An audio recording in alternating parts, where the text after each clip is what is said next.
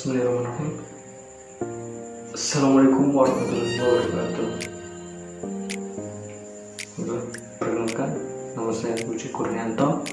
Saya dari Universitas Muhammadiyah Makassar, dari jurusan Teknik Arsitektur. Kesempatan ini saya mendapat tugas dari salah satu mata kuliah, yaitu utilitas bangunan, di mana saya akan membahas satu materi dari mata kuliah ini, yaitu pencahayaan buatan. Baiklah, dalam kesempatan kali ini saya akan menjelaskan tentang pencahayaan buatan. Perlu kita ketahui terlebih dahulu, pencahayaan buatan adalah pencahayaan yang berasal dari selain cahaya alami atau seperti lampu.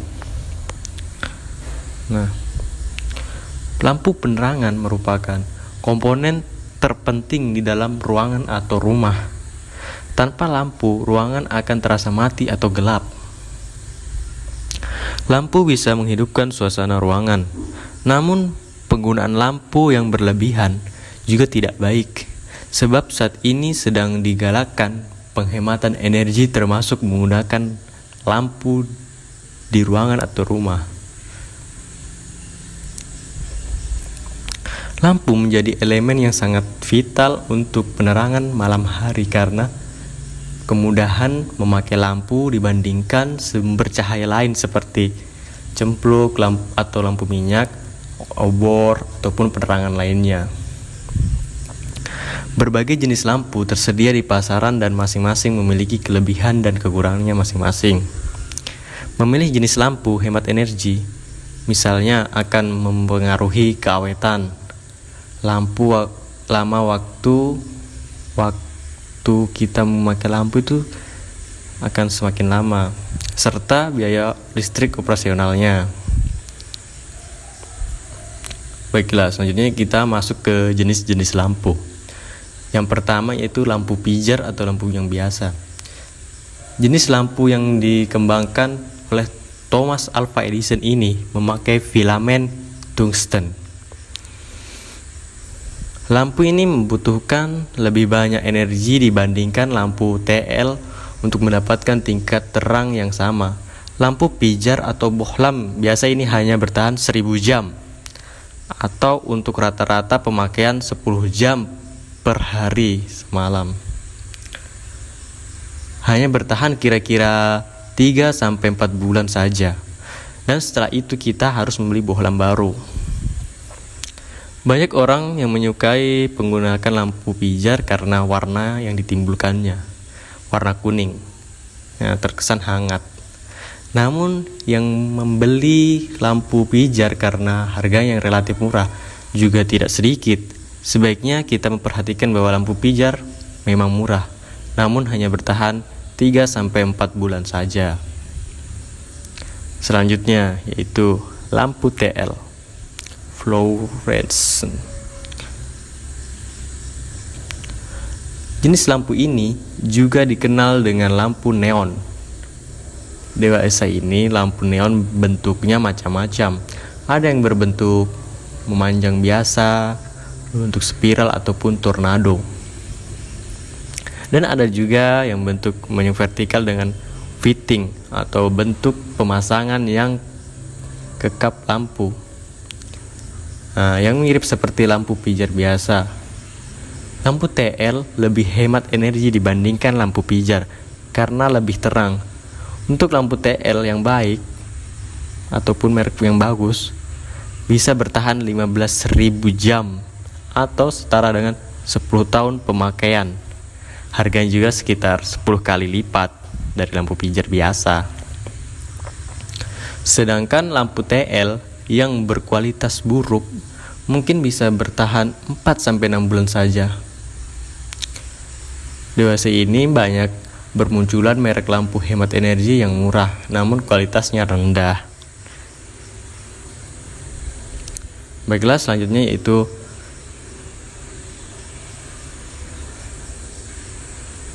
lampu halogen.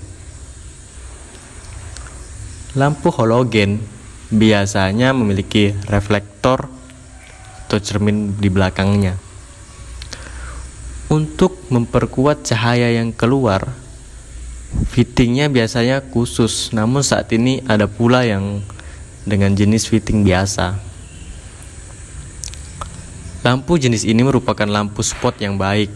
Lampu spot adalah lampu yang pencahayaannya mengarah ke satu area saja, misalnya lampu untuk menerangi benda seni secara terfokus. Lampu ini baik untuk digunakan sebagai penerangan teman untuk membuat kesan dramatis dari pencahayaan tersebut, seperti menerangi patung, tanaman, kolam atau area lainnya. Jenis lampu ini sebenarnya merupakan lampu filamen yang sudah berhasil dikembangkan menjadi lebih terang, namun juga kebutuhan energi atau watt yang relatif sama. Nah, yang selanjutnya juga yaitu lampu LED. Lampu ini merupakan sirkuit semikonduktor yang memancarkan cahaya ketika dialiri listrik. Sifatnya berbeda dengan filamen yang harus dipijarkan atau dibakar, ataupun dengan lampu TL yang merupakan pijaran partikel. Lampu LED memancarkan cahaya lewat aliran listrik yang relatif tidak menghasilkan banyak panas. Karena itu, lampu LED terasa dingin dipakai karena tidak menambah panas ruangan seperti lampu pijar. Lampu LED juga memiliki warna sinar yang beragam, yaitu putih, kuning, dan warna-warna lainnya. Lampu LED merupakan lampu paling hemat energi di antara jenis lampu lainnya. Meskipun harganya relatif mahal, lampu LED juga bisa bertahan sangat lama hingga 20-an tahun. Lampu LED 4 watt kualitasnya bagus setara dengan lampu pijar 25 watt.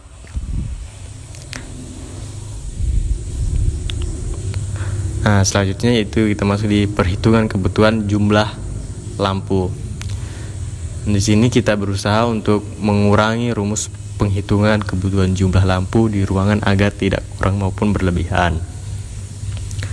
Pada dasarnya, dalam perhitungan jumlah titik lampu pada suatu ruangan dipengaruhi oleh banyak faktor, antara lain dimensi ruang, kegunaan atau fungsi ruang, warna dinding, tipe armature yang akan digunakan, dan masih banyak lagi.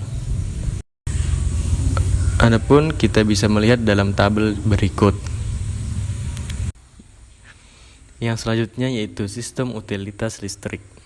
Sistem elektrikal pada suatu bangunan adalah pemasok energi untuk penerangan, pendinginan, pemanasan, dan pengoperasian peralatan-peralatan listrik.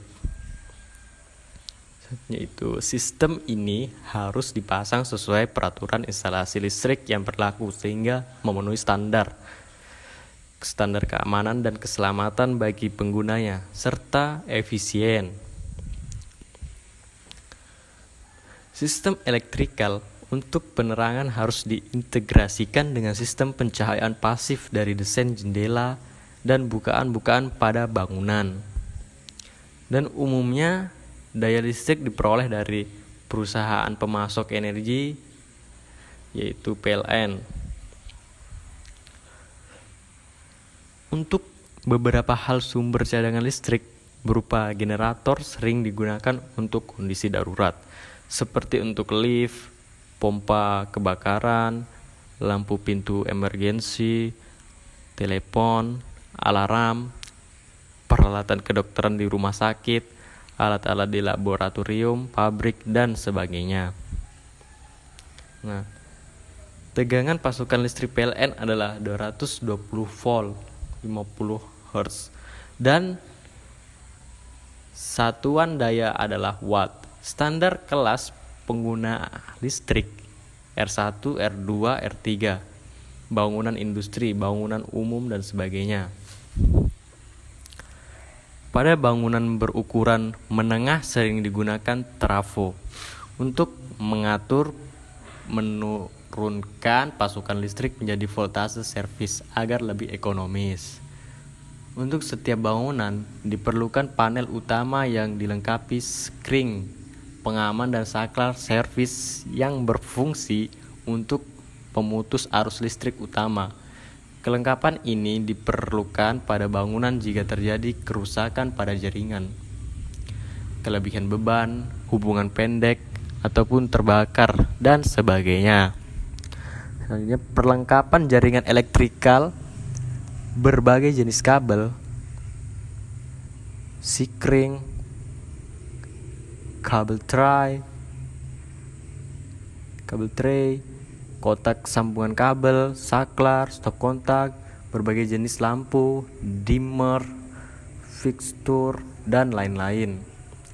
Dalam penggambaran jaringan elektrikal adalah menggunakan simbol-simbol yang higher, berlaku umum di setiap negara. Nah, teknik pemasangan jaringan kabel sangat beragam. Ada yang tertanam di luar terekspos menggunakan pipa atau saluran kabel, di bawah lantai, di dalam dinding, di atas plafon, dan sebagainya. Sistem jaringan elektrikal harus dilengkapi pengaman berupa grounded netral untuk mengurangi dampak statik. Semua ini tergantung kebutuhan, fungsi bangunan, kemudian penempatan outlet dan intake, fleksibilitas, estetika interior, perawatan dan keamanan. Setiap perencanaan jaringan elektrikal harus dapat pengesahan dari ahli instalasi listrik berlisensi. Terima kasih saya ucapkan untuk yang sudah nonton video ini. Jangan lupa komennya. Oke. Subscribe enggak perlu. Bukan juga.